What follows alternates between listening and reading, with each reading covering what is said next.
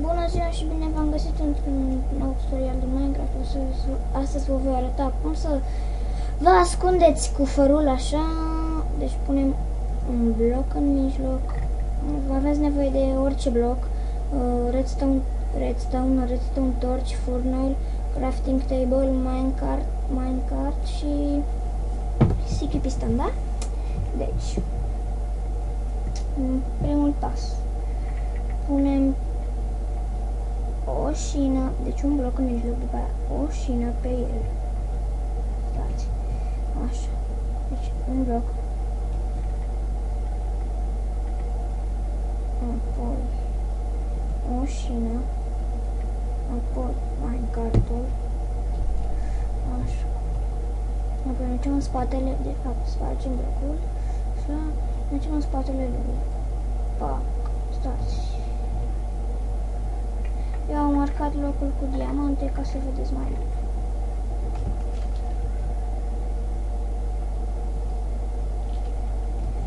Așa, deci ne ducem în spatele lui, facem pac, pac. Trebuie să fie 3 blocuri lungime, mari, adică în sus.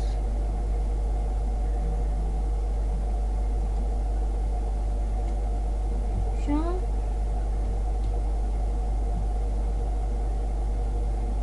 Facem pac, apoi luăm un piston, sticky pistonul.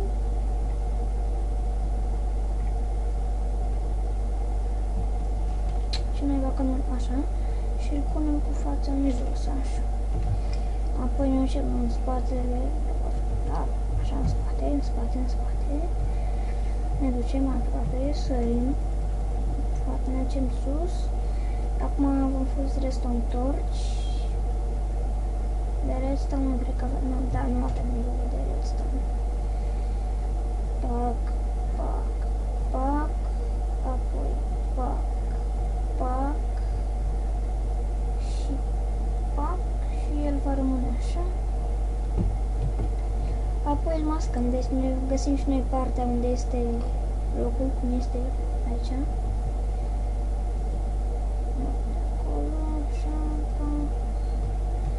Nu, aici nu trebuie, de fapt.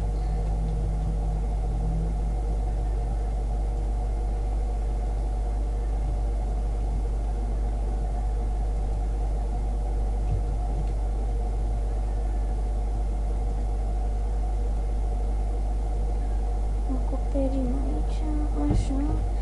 Aici punem crafting table, aici furnace.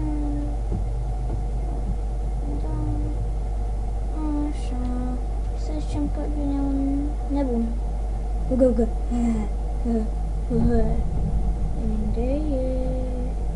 Și așa nu-și va da seama, iar noi când venim avem nevoie de ceva, forul este tot acolo. Și acesta a fost tutorialul de azi. Bye, la revedere!